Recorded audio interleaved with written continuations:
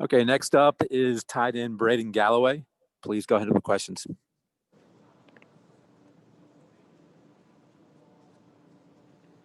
Hey, Braden, it's Trevor Gross from CUTigers.com. Just what were your emotions like on Saturday night after clinching another trip to the ACC championship? It's exciting. We're at a special place at Clemson, and more importantly, it's a special time, in this program's history.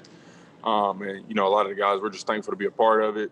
But obviously, there's still more business to handle, so we just kind of keeping our head down, staying focused on the next task at hand, which is Notre Dame, and just trying to be the best we can be.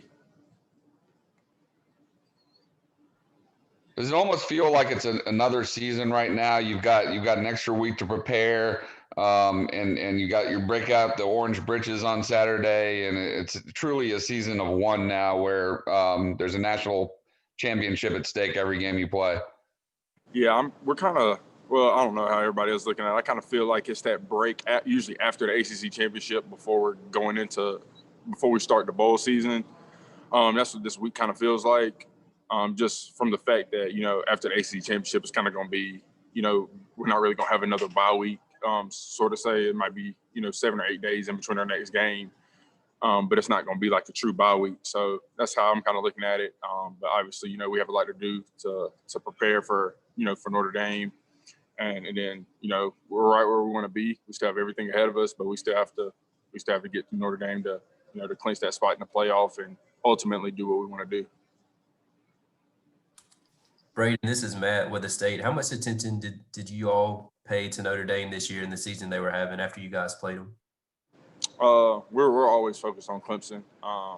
We knew after we lost that we were still in control of our destiny. So we were just focused on playing the best games that we could play. And we knew if we took care of business that we'd get another shot. Obviously, if they continue doing what they were doing, where they would be at. And we'd end up meeting them in the ACC championship. But it was all about Clemson, all about focusing on what we needed to do to improve and to keep that momentum going, and also just put ourselves in the best position to be able to get a rematch against Notre Dame. So, but it was mostly just focusing on what we could do to get better, and just moving on from there. This is Trevor again. This is the first time in your career that you've prepared for the same opponent twice in a season. Just how different is that? What's that like for you, just in your preparation? Not really much different. Just you kind of know what you're going to see. Obviously, we have 2 weeks to prepare. They have 2 weeks to prepare. So there's little kinks and tricks that that anybody can do and can change within those 2 weeks. But it's good that we have recent film of our offense playing against them. So we kind of know how they line up to certain things. Obviously anything can change, but we at least have a solid idea, and we have some proof on what we're saying and what we're thinking they're going to do, or what they're going to do to certain formations and things like that. So that's always a positive that we usually don't have, because it's really a lot of unknown. You prepare for what you think you're going to see, but teams can change week by week. They can do a lot of different things, and you just kind of have to adapt to however the game's going. So that's probably one of the positives of watching the film again. Going back through our game with them and previous games.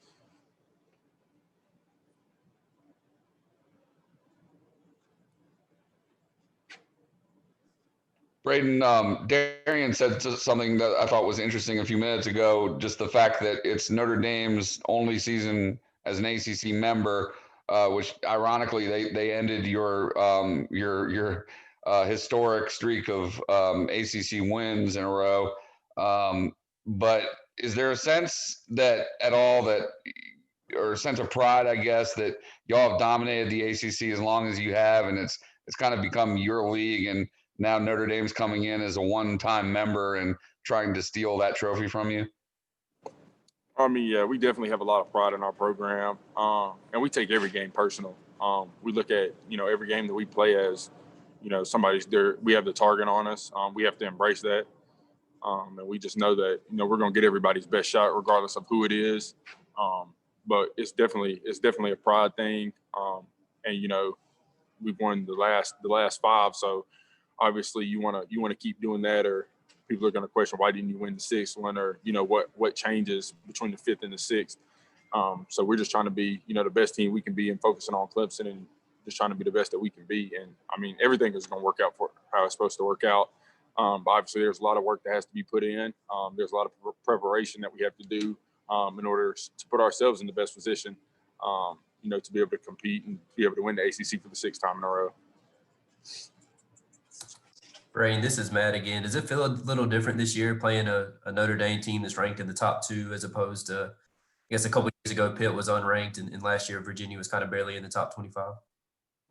No, nothing's different from our preparation standpoint other than, like we previously mentioned, that we played them already. But, you know, we treat every game like, you know, it's a prime time, you know, top 5 matchup game because that's the only way you're able to become consistent as a program and as a team. If you just play to your competition, you're always up and down, and nothing's ever consistent. You're never able to perform to a standard. And that's what we do here. We try to play. So, you know, we set a standard and everybody tries to compete to that standard. So there should be no drop off. There should be, you know, no lack of anything whenever people go down. It's next man up mentality. You know, that's how this program has been built. And that's how we're able to sustain that success that we've had over the past, you know, 10, 12 years.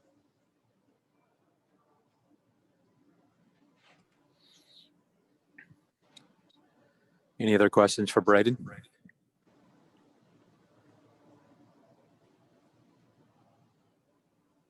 All right, thank you, Braden.